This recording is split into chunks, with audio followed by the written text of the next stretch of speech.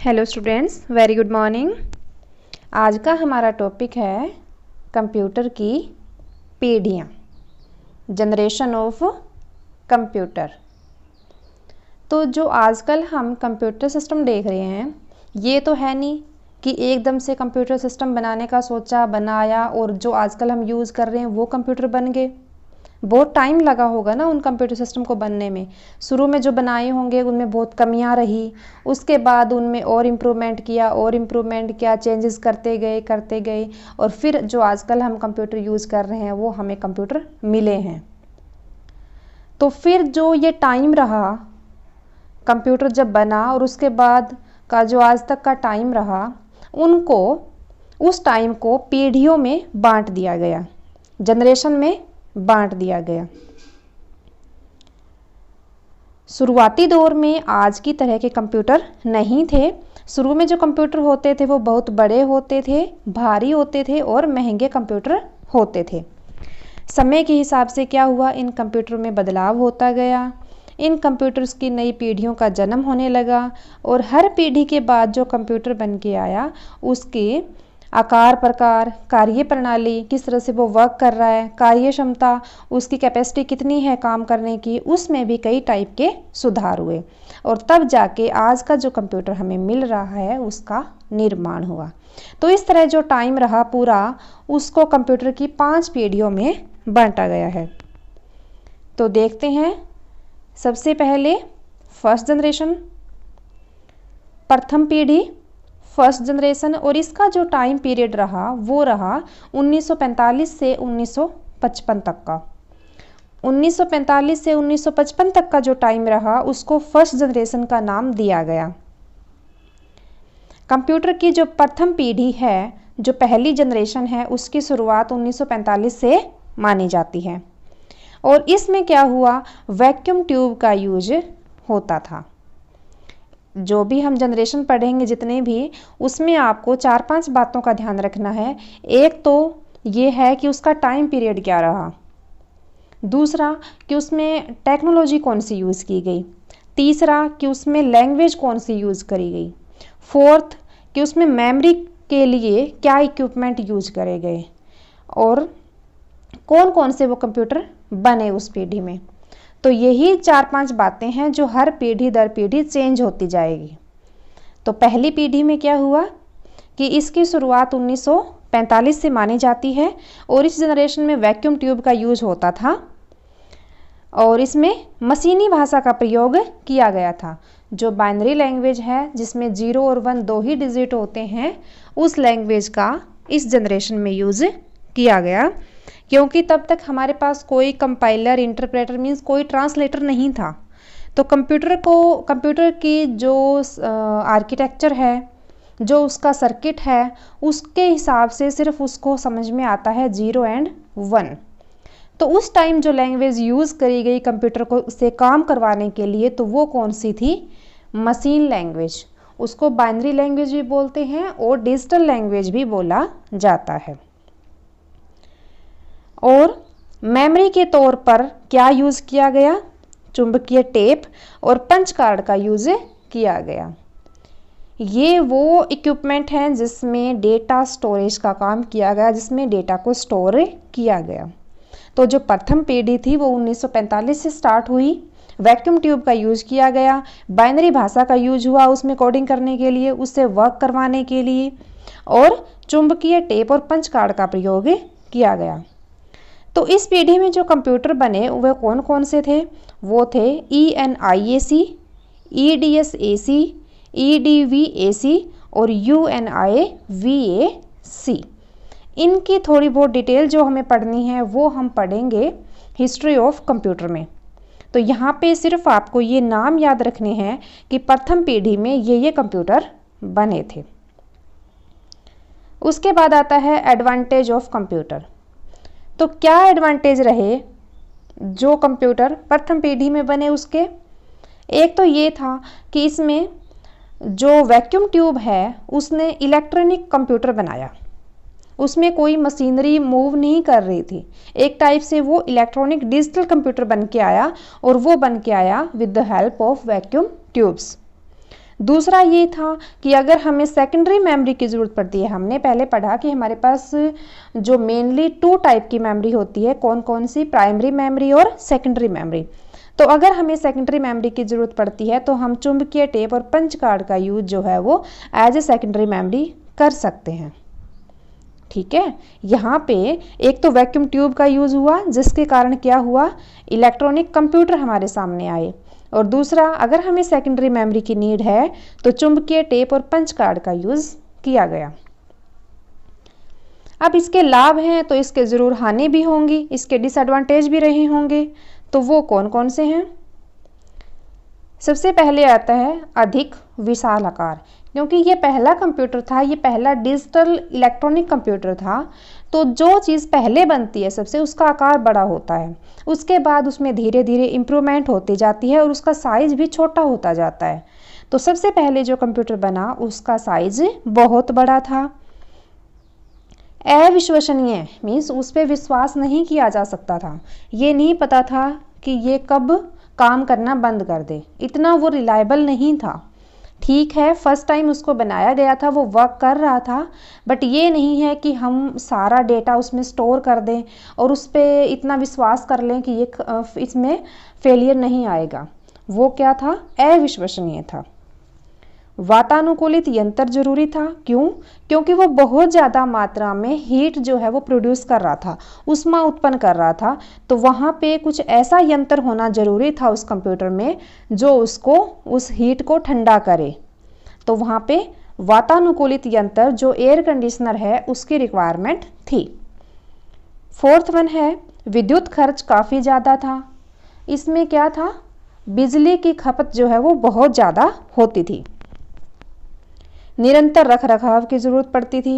ये नहीं है कि बना दिया कंप्यूटर और अब ये अच्छे से चलेगा, नो, उसको प्रॉपरली एक मेंटेनेंस की ज़रूरत थी, कंटिन्यू उसको मेंटेनेंस चाहिए अगर हमें उससे काम करवाना है, तो निरंतर रख रखाव की नीड यहाँ पे होती थी। ले जाने में असहज, क्योंकि ये कंप्यूटर बहुत बड़े होते थे, एक रूम में आ जाए इतने बड़े कंप्यूटर होते थे, क्योंकि जैसे जैसे ज़रूरत पड़ती गई कि हाँ हमें इस इनपुट डिवाइस की ज़रूरत है, इस आउटपुट डिवाइस की ज़रूरत है, हमें इतनी मेमोरी चाहिए, तो वो जो पेरिफेरल डिवाइसेस है वो उसके साथ अटैच करते गए, तो इससे क्या हुआ, उन कंप्यूटर का साइज बड़ा हो गया। तो ऐसे जो बड़े साइज़ के कंप्यूटर थे उनको एक जगह से दूसरी जगह पे ले जाना बहुत मुश्किल काम था। और इसके और क्या नुकसान था इसका, इसमें अगर हमें प्रोग्रामिंग करनी है तो उसके लिए बाइनरी भाषा का ज्ञान होना ज़रूरी है, और बाइनरी भाषा में सिर्फ 2 ही डिजिट होते हैं, 0 एंड 1। फॉर एग्जांपल अगर आप 2 ही डिजिट में लिखना चाह रहे हो तो आप 0 को लिखोगे 0 0, 1 को लिखोगे 0 1, 2 को लिखोगे 1 0 और 3 को लिखोगे 1 1। तो ऐसी लैंग्वेज में काम करना बहुत मुश्किल है, इसलिए ये कंप्यूटर की जो फर्स्ट पीढ़ी थी उसके कंप्यूटर के डिसएडवांटेज में ये पॉइंट गिना जाता है। बहुत ज़्यादा आकार में बड़े होते थे, रिलायबिलिटी बिल्कुल नहीं थी, अविश्वसनीय थे, एयर कंडीशनर होना बहुत ज़रूरी था, बिजली की खपत भी बहुत ज़्यादा होती थी, लगातार रख रखाव की ज़रूरत थी, दूसरी जगह पे ले जाना बहुत मुश्किल, और बाइनरी भाषा का ज्ञान होना ज़रूरी है अगर वो कंप्यूटर हमें ऑपरेट करने होते थे। उसके बाद आता है सेकंड जनरेशन, दूसरी पीढ़ी। तो जो दूसरी पीढ़ी थी उसका जो टाइम पीरियड था वो था 1956 से लेके 1964। 1956 से लेके 1964 का जो टाइम पीरियड था उसको बोला गया सेकंड जनरेशन। तो इसमें इसकी जो शुरुआत रही वो 1956 में रही। इस पीढ़ी में ट्रांजिस्टर यूज़ किए गए। फर्स्ट पीढ़ी में क्या यूज़ किया गया था, वैक्यूम ट्यूब्स, और यहाँ पे क्या यूज़ हुआ, ट्रांजिस्टर। ट्रांजिस्टर जो होते थे वो काफ़ी हल्के होते थे और छोटे होते थे, इसलिए क्या हुआ, इस कंप्यूटर का जो साइज है वो भी कम हो गया था। इसमें असेंबली भाषा का प्रयोग किया गया। जो फर्स्ट जनरेशन में थी उसमें बाइनरी भाषा का यूज़ किया गया, मशीन लैंग्वेज का यूज़ किया गया, लेकिन जो हमारे पास सेकंड जनरेशन आई उसमें असेंबली भाषा का प्रयोग किया गया। तो जो बाइनरी भाषा थी उसमें सिर्फ 2 ही वर्ड थे, 0 एंड 1, लेकिन जो असेंबली लैंग्वेज आई उसमें 0-1 वाली लैंग्वेज नहीं है ये कौन सी लैंग्वेज है? असेंबली लैंग्वेज है। इसमें निमोनिक्स यूज होते हैं, संकेत यूज होते हैं, जैसे कि एडिशन के लिए ऐड लिख दिया, सब्ट्रैक्शन के लिए सब लिख दिया। ये जो लैंग्वेज है ये असेंबली लैंग्वेज है। इसमें निमोनिक्स यूज होते हैं, मीन्स संकेत यूज होते हैं समझाने के लिए, कोडिंग करने के लिए। लेकिन हम तो ये कहते हैं कि जो कंप्यूटर है वो तो सिर्फ 0 एंड 1 को समझता है। तो अब क्या होगा? क्योंकि यहाँ पे तो 0 एंड 1 नहीं है, यहाँ पे तो असेंबली लैंग्वेज है और असेंबली में निमोनिक्स यूज होते हैं। तो जो असेंबली लैंग्वेज में प्रोग्राम लिखा गया उसको 0 एंड 1 में चेंज करना पड़ेगा ताकि कंप्यूटर को वो समझ आए। तो 0 एंड 1 में चेंज करने के लिए क्या होगा? कोई ट्रांसलेटर यूज होगा जो क्या करेगा? असेंबली लैंग्वेज को मशीन लैंग्वेज में चेंज करेगा। तो यहाँ पे जो ट्रांसलेटर यूज किया गया लैंग्वेज को चेंज करने के लिए उसका नाम था असेंबलर। उसका क्या नाम था? असेंबलर। यहाँ पे जो यूज किया गया ट्रांसलेटर उसका नाम था असेंबलर। असेंबलर क्या करता है? असेंबली लैंग्वेज का जो प्रोग्राम है उसको बाइनरी भाषा के प्रोग्राम में बदल देता है। तो ये उससे इजी हो गया। बाइनरी में तो सिर्फ 2 ही डिजिट थे, 0 एंड 1, जिसमें कोडिंग करना बहुत मुश्किल है। जिसको बहुत अच्छे से बाइनरी आती है वही कर सकता है। बट ये जो असेंबली लैंग्वेज थी ये कुछ आसान थी उससे। इसमें निमोनिक्स याद करने होते थे और कोडिंग कर सकते थे इजीली। उसके बाद क्या है कि इसके जो कंप्यूटर हैं, इसमें जो कंप्यूटर थे उसमें चुंबकीय टेप का यूज़ मेमोरी के तौर पे होता था। उसमें क्या होता था? फर्स्ट वाले में चुंबकीय टेप और पंच कार्ड का, और इसमें क्या हुआ? चुंबकीय टेप का यूज़ किया जाता था। और इनकी गति तेज होती थी और कार्य करने की क्षमता भी ज़्यादा होती थी।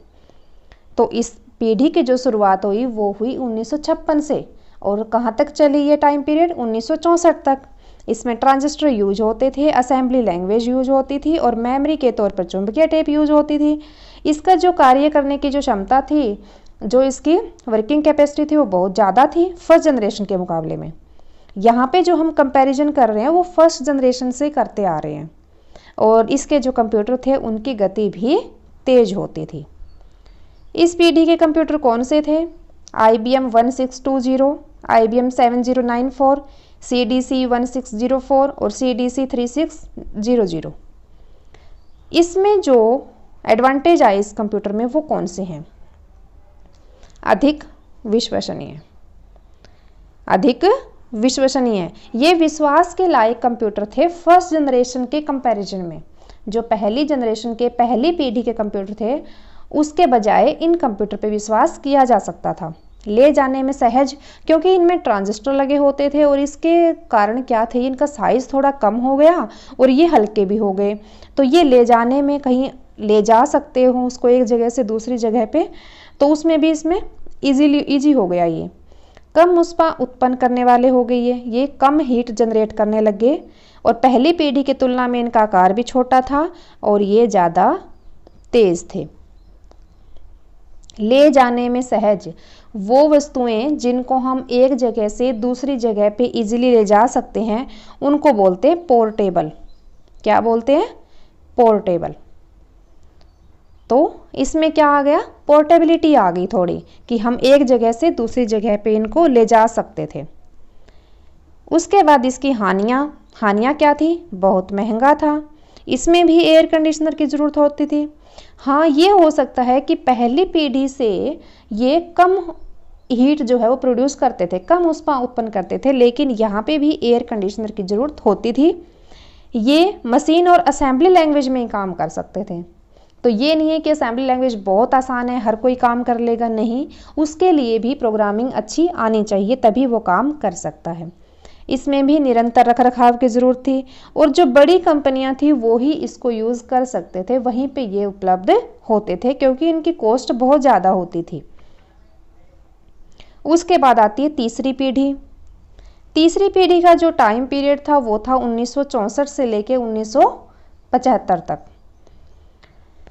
इसमें पहली में क्या यूज हुआ? Vacuum tube. दूसरी में क्या यूज हुआ? ट्रांजिस्टर। और तीसरी में क्या यूज हुआ? IC. IC is integrated circuit. IC की फुल फॉर्म है इंटीग्रेटेड सर्किट।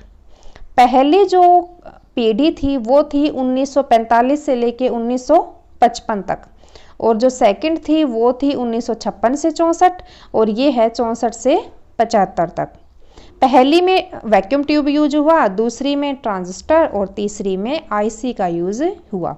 और जो आईसी है उसमें भी कई लेवल होते हैं, तो इसमें कौन सा लेवल यूज हुआ, इसमें यूज हुआ एसएसआई, और एसएसआई का मतलब होता है स्मॉल स्केल इंटीग्रेशन।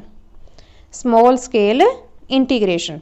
तो यहाँ पे जो आईसी टेक्नोलॉजी यूज हुई वो कौन सी हुई, एसएसआई, स्मॉल स्केल इंटीग्रेशन। और इनका आकार जो पहले वाले कंप्यूटर थे उनसे छोटा था, और इनमें हाई लेवल भाषा का प्रयोग किया जाता था, जिसमें कौन सी थी, पास्कल और कोबोल। और जो मेमोरी थी उसके लिए यूज हुआ चुंबकीय डिस्क। पहली में क्या यूज होता था, चुंबकीय टेप यूज होता था और पंच कार्ड यूज होता था। दूसरी में चुंबकीय टेप यूज होता था, और तीसरी में चुंबकीय डिस्क यूज होता है। ये हम आगे देखेंगे कि टेप क्या होता है, डिस्क क्या होता है। आपको जस्ट अभी नाम याद रखना है कि इसमें चुंबकीय डिस्क यूज होता है। टाइम पीरियड क्या था, 1964 से 75 आईसी यूज हुई, और आईसी का कौन सा level, SSI, small scale integration. और हाई लेवल भाषा प्रयोग हुई जिसमें पास्कल और कोबोल, ये दो भाषा के नाम है जो कंप्यूटर सिस्टम में यूज होती है। और एज ए मेमोरी क्या यूज हुआ, चुंबकीय डिस्क। उसके बाद आते हैं इसके लाभ, इसके एडवांटेज क्या होते हैं।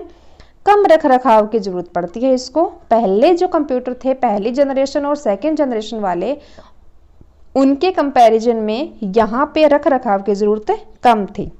आकार छोटा हो गया, ऊष्मा उत्पन्न भी कम करने लगे, गति ज़्यादा है इनकी, और विश्वसनीय भी ज़्यादा है, लेकिन इनकी हानियाँ भी है। हानियाँ क्या है इसकी, जो कमियां हैं, इसमें भी एयर कंडीशनर की ज़रूरत होती थी, प्रोग्रामिंग कठिन थी, जिनको पास्कल और कोबोल आता है सिर्फ वही प्रोग्रामिंग कर सकते थे। और जो आईसी की ज़रूरत पड़ती थी इसमें, कौन सी IC, SSI, small scale integration, उसके लिए उच्च स्तरीय तकनीक का होना ज़रूरी था, हाई टेक्नोलॉजी का होना वहाँ पे ज़रूरी था, अदरवाइज आईसी क्रिएट नहीं होती थी। तो ये थी 3 पीढ़ियाँ। उसके बाद आती है चौथी पीढ़ी। चौथी पीढ़ी का जो टाइम पीरियड है वो है 1975 से लेके 1989 तक। इस पीढ़ी में क्या हुआ, माइक्रो प्रोसेसर यूज होने लग गए। पहली में क्या यूज हुआ, वैक्यूम ट्यूब, दूसरी में ट्रांजिस्टर्स, तीसरी में आईसी, और इसमें क्या यूज होने लगा, माइक्रो प्रोसेसर। और सेकंड जो थर्ड थी उसमें आईसी का यूज हुआ एसएसआई लेवल का, स्मॉल स्केल इंटीग्रेशन। लेकिन इस जनरेशन में जो आईसी यूज हुई उसमें यूज हुआ VLSI, very large scale integration. ये काफ़ी जो थी मॉडर्न टेक्निक थी, आधुनिक तकनीक थी। तो कौन सी थी ये, VLSI, very large scale integration. और इसमें भी हाई लेवल लैंग्वेज का प्रोग्राम यूज हुआ, और इस टाइम पीरियड में C++ का विकास हुआ। तो जो टाइम पीरियड था इसका वो क्या था, 1975 से 1989। और कौन सी आईसी यूज हुई, VLSI, और लैंग्वेज कौन सी हुई, हाई लेवल, और हाई लेवल में C++ का विकास हुआ, और माइक्रो प्रोसेसर जो है वो इस पीढ़ी में आ गया था।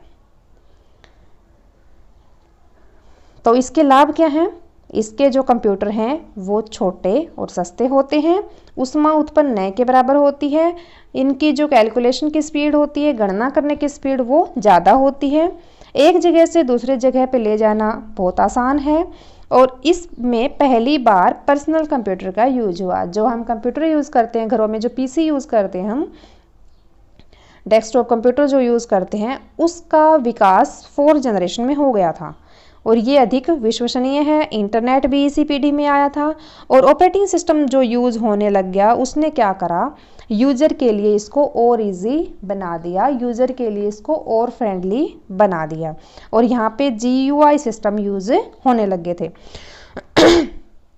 ऑपरेटिंग सिस्टम क्या होता है कि जब हम ये कहते हैं कि कंप्यूटर में हमें विंडो इंस्टॉल करवानी है, हमारे पास कंप्यूटर सिस्टम रखा हुआ है, मॉनिटर रखा हुआ है, मॉनिटर के आगे कीबोर्ड है, माउस है, इधर सीपीयू भी पड़ा हुआ है, प्रिंटर भी है, सारे डिवाइसेस है हमारे पास। लेकिन ये सारी डिवाइसेस कौन सी हैं? ये तो हार्डवेयर डिवाइसेस हैं। तो जब तक इनमें सॉफ्टवेयर नहीं होगा ये डिवाइसेस किसी काम की नहीं है। तो सॉफ्टवेयर कौन सा होगा? इनमें हम विंडोज़ इंस्टॉल करते हैं। इसमें हम क्या करते हैं? विंडोज़ इंस्टॉल करते हैं और उस विंडोज़ के थ्रू ही जो यूजर है वो इस कंप्यूटर को ऑपरेट करता है, इसको चलाता है। तो वो विंडोज़ क्या है? जो विंडोज़ है वही तो क्या है? एक ऑपरेटिंग सिस्टम है। विंडोज़ जो है वही तो एक टाइप है ऑपरेटिंग सिस्टम का। तो ऑपरेटिंग सिस्टम क्या करता है? ये कंप्यूटर आपका हार्डवेयर पार्ट है, ये यूजर है।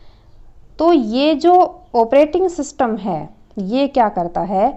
यूजर और कंप्यूटर के बीच में इंटरफेस का काम करता है।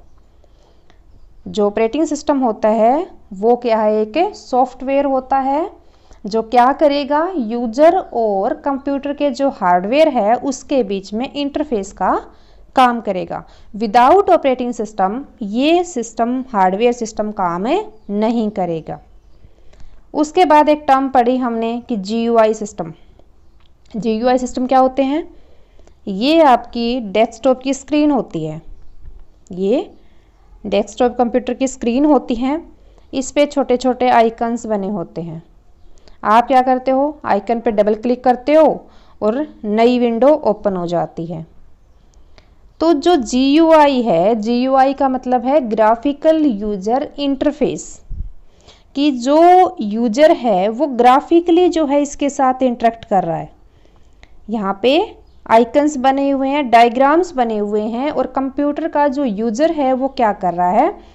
ये जो ग्राफ बने हुए हैं, ये जो डायग्राम्स बने हुए हैं, इनके थ्रू कंप्यूटर से इंटरेक्ट कर रहा है, इनके थ्रू कंप्यूटर को यूज कर रहा है। मीन्स जो यूजर है उसको कोई कमांड नहीं देनी पड़ रही, उसको कुछ टाइप नहीं करने पड़ रहा, वो सिर्फ क्या कर रहा है? इन पे क्लिक कर रहा है और इसका यूज कर रहा है। तो ये होता है ग्राफिकल यूजर इंटरफेस। इसकी हानियाँ क्या होती है? कि जो VLSI चिप बनाने थी, किसके लिए? चौथी पीढ़ी के लिए, उसके लिए बहुत हाई लेवल की टेक्नोलॉजी चाहिए होती है। जो VLSI चिप बनाई जाती है उसके लिए बहुत हाई लेवल की टेक्निक की ज़रूरत पड़ती है। तो ये सबसे बड़ी इसकी कमी थी। उसके बाद आता है पांचवी पीढ़ी। पांचवी पीढ़ी का जो टाइम पीरियड है वो है 1989 से लेके जो अभी चल रहा है और जो आगे आने वाला है, प्रेजेंट एंड फ्यूचर।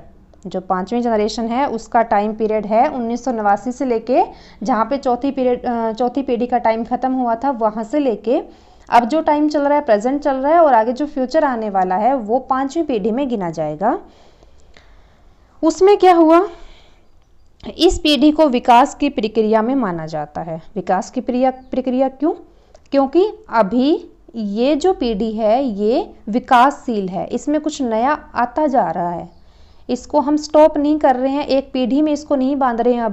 अभी इसमें बहुत सारे जो है वो नए नए इन्वेंशन होते जा रहे हैं, नए नए कंप्यूटर में बदलाव आते जा रहे हैं। तो इसको विकास की प्रक्रिया माना जाता है। और IC की जो आधुनिक टेक्निक है, सबसे आधुनिक अभी जो है वो है ULSI। ULSI कौन सी है? Ultra large scale integration. उसका प्रयोग जो है वो पांचवी पीढ़ी में किया जा रहा है। ठीक है। तीसरी पीढ़ी में हमारे पास क्या आया था? पहली पीढ़ी में वैक्यूम ट्यूब, दूसरी पीढ़ी में ट्रांजिस्टर, तीसरी में IC का कौन सा लेवल आया था? SSI small scale integration. और चौथी में कौन सा आया था? VLSI very large scale integration. और जो पांचवी है उसमें कौन सा आया है? ULSI ultra large scale integration. इसमें हाई लेवल लैंग्वेज का प्रयोग प्रोग्रामिंग के लिए किया जाता है। जो हम C++ यूज़ कर रहे हैं आजकल, C कर रहे हैं, जावा कर रहे हैं, वो किस में आ रही है? सारी वो किस में आ रही है? हाई लेवल में आ रही है। तो वो लैंग्वेज हम प्रोग्रामिंग के लिए यूज़ करते हैं जो कि बहुत अधिक ईजी है। यह पीढ़ी कंप्यूटर को ज़्यादा सोचने योग्य बनाती है। हमारा उद्देश्य एक ऐसी मशीन लाना है जिसका अपना IQ हो। हम ये पढ़ते हैं आजकल कंप्यूटर का अपना IQ नहीं होता, कंप्यूटर कोई डिसीजन अपने आप नहीं ले सकता। हम जैसे उसको कोडिंग देते हैं उसी के अकॉर्डिंग डिसीजन लेता है वो। तो हमारा जो प्रयास है पाँचवीं पीढ़ी में कि कोई ऐसा कंप्यूटर आए जो एक विशेषज्ञ की तरह काम करे, वो ये कंडीशन देख के काम करे कि आगे जो सिचुएशन उसके सामने सिचुएशन जो क्रिएट हो रही है वो कैसी है, वो उसके हिसाब से काम करे, ना कि अपनी जो कोडिंग है उसके हिसाब से। तो इसमें जो यूज़ हुई टर्म वो थी आर्टिफिशियल इंटेलिजेंस, जो रोबोटिक्स में यूज होती है। तो इस पीढ़ी का जो उद्देश्य है वो है कि ऐसी मशीन हो जिसका अपना IQ हो, जिसकी अपनी सोचने समझने की कैपेसिटी हो। और इस पीढ़ी में क्या है, WWW की फुल फॉर्म होती है वर्ल्ड वाइड वेब, जैसे जिससे हमारा इंटरनेट चलता है, जिससे हमारे पूरे जो विश्व के कंप्यूटर हैं उनकी पूरी नेटवर्किंग है, नेटवर्किंग का पूरा जाल बिछा हुआ है, वो है WWW world wide web. Internet आए, CD भी, PD पेन ड्राइव होता है और मेमोरी कार्ड भी इसमें यूज़ होते हैं। तो ये आज हमने पढ़ी कंप्यूटर की पीढ़ियाँ।